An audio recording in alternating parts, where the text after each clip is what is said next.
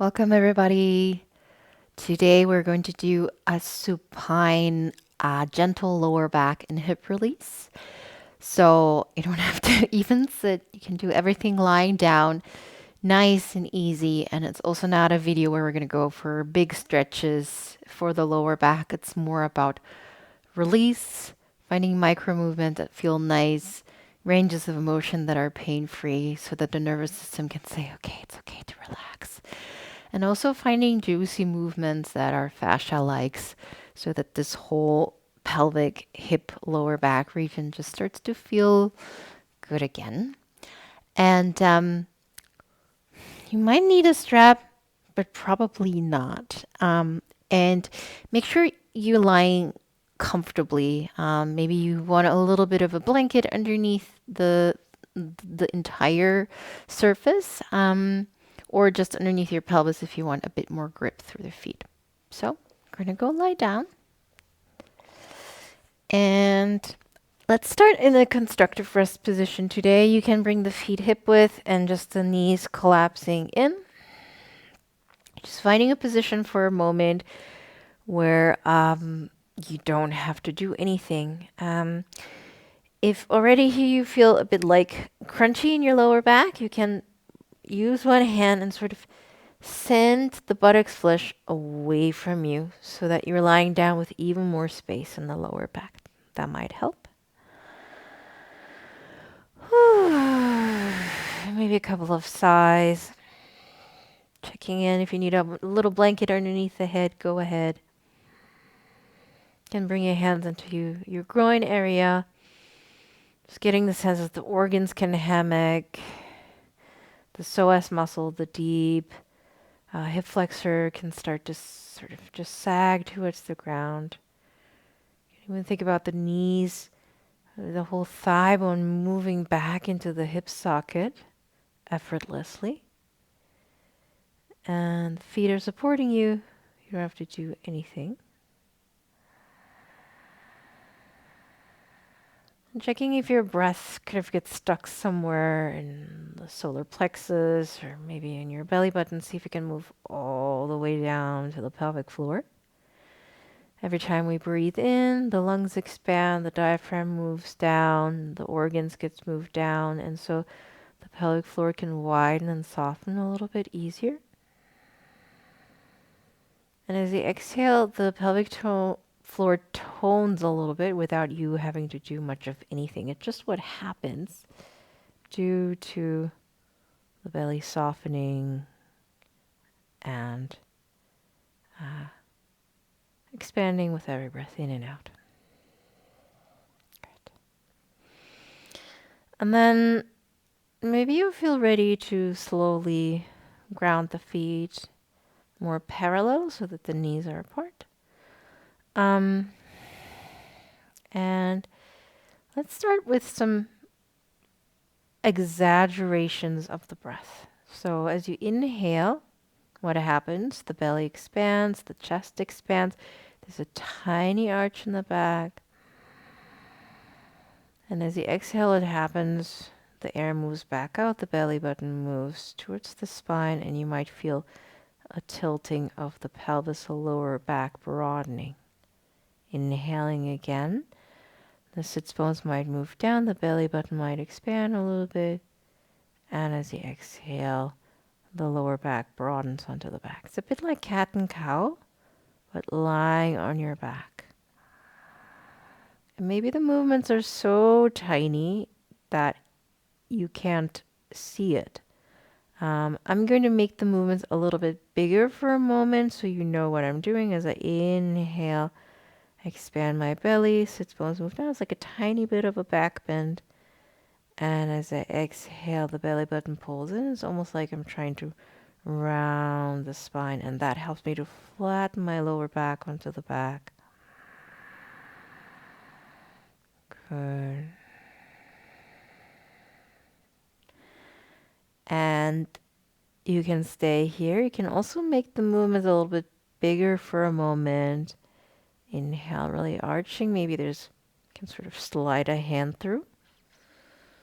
And as you exhale, you press the lower back so much into the ground, the feet into the ground, maybe the hips lift for a moment. But again, it's just an invitation for you to explore, how does my lower back want to move? How are my hips responding to this and that? Always making sure the breath comes along. And then for me, what I want to do is kind of want to circle the hips. Just playing around with different pressures of the feet into the ground. If I press the right foot down, the hip kind of tilts towards the right. If I press the left foot down, the hip kind of tilts towards the left. And if I connect it and wiggle, kind of get a bit of a circle going. You can also change the directions of the circles.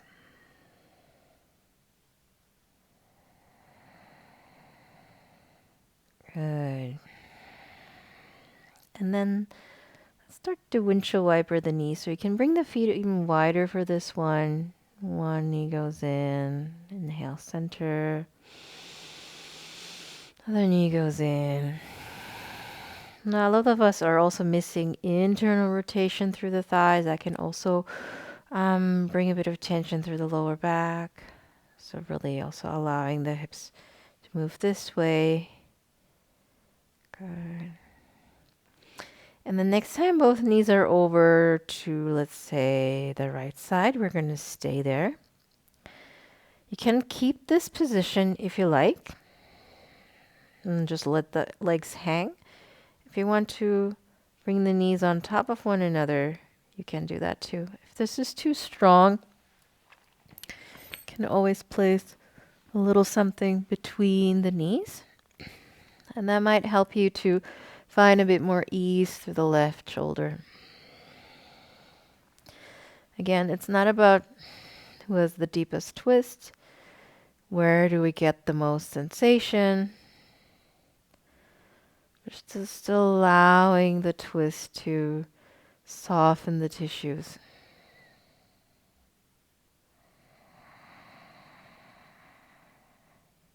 Can continue to breathe into your back.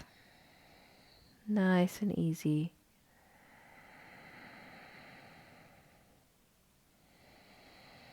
With every exhale, you might feel your body leaning into gravity a little bit more.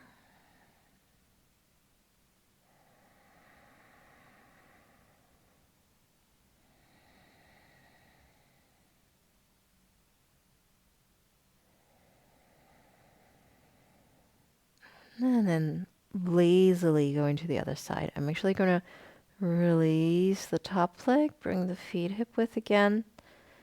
Just to take a few easy windshield wipers side to side before I change sides. And then I feel ready to go to the left. Maybe the knee stack. Maybe on this side you need a blanket.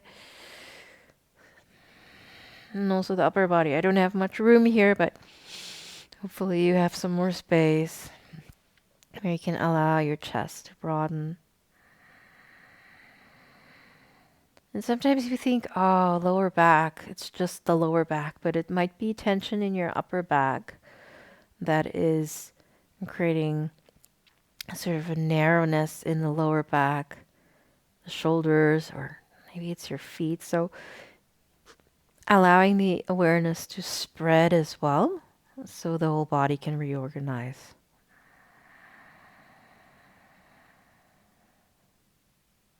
And the more the breath can massage the organs, and the more the organs can massage your lower back. Good, and then we'll slowly come to center, just as lazily as you went in. Maybe just a few more windshield wiper to release, counter twist. And then once you feel more or less even, you can come into a supine figure 4 position. So you can cross your right ankle on top of the left thigh. Some of us just want to stay here. You can also place one hand onto the right thigh, left hand onto the hip. This might be enough sensation for you.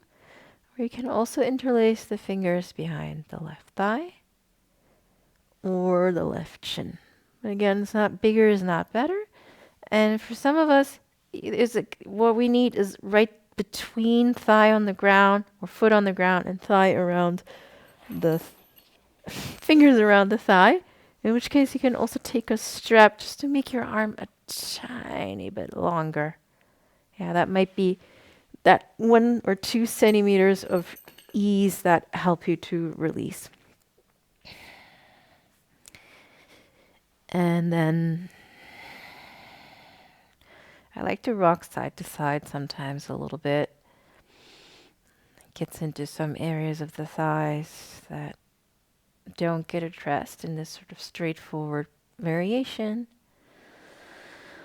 And then again, shoulders, neck relaxes. And just due to the architecture of this pose, there's not much strength I'm required to keep the fingers interlaced. They're kind of just sticky there. And again, allow the breath to move into the pelvis. And that gentle pulsation through the breath leans into the stretch of the thigh, outer hip glutes, comes back out.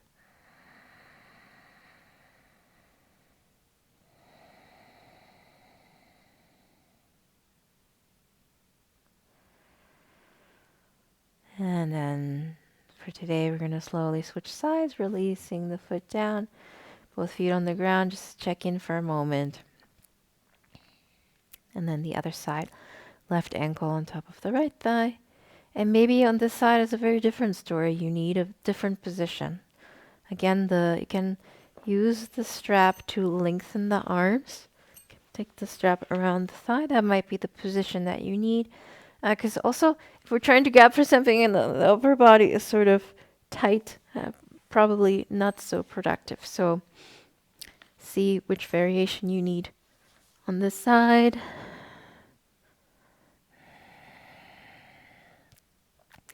Again, no competition.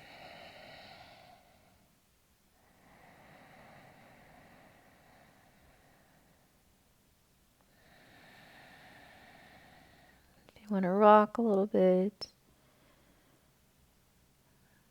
go ahead.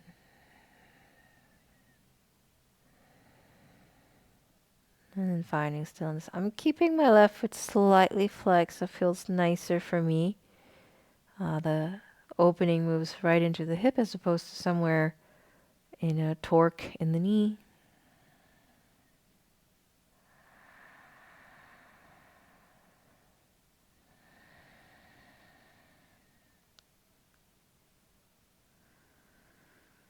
And then we'll slowly release this side as well.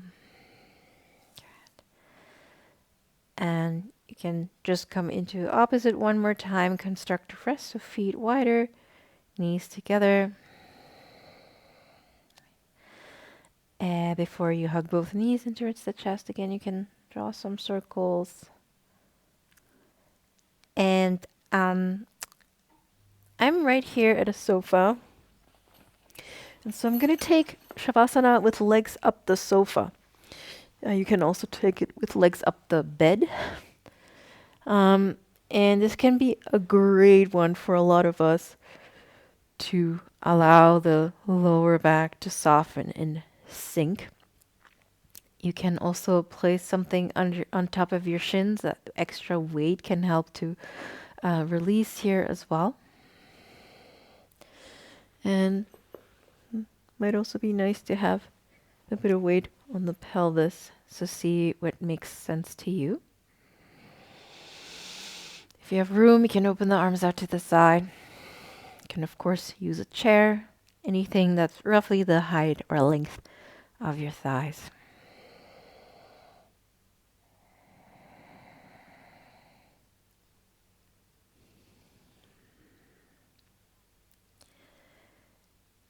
And then letting the thigh bone sort of float in your hip sockets.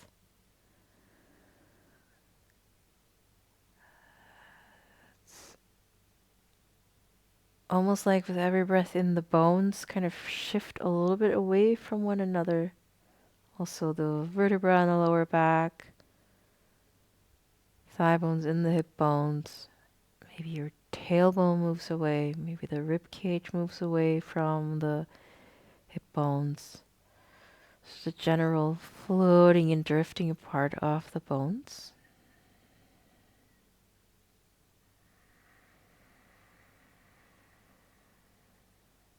So that spaciousness can be restored. The lymph can move between the tissues.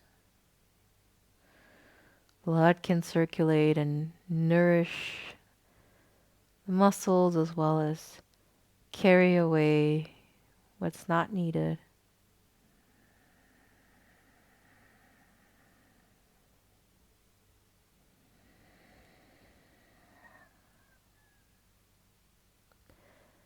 Jaw releases.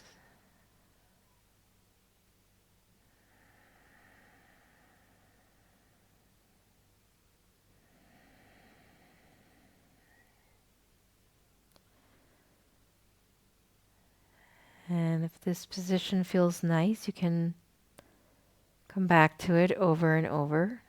It's a great Shavasana position with the legs up, but sort of 90 degrees so that the hamstrings are not limiting you in any way. If you want to slowly come out for today, you can start to mobilize again. Maybe bending the knees so you can roll over onto one side and staying on your side for just another moment. Good, and then we'll slowly come up. And I'm going to thank you for sharing this little practice today, and I hope to see you soon. Let me know if you have any requests on videos, and thank you.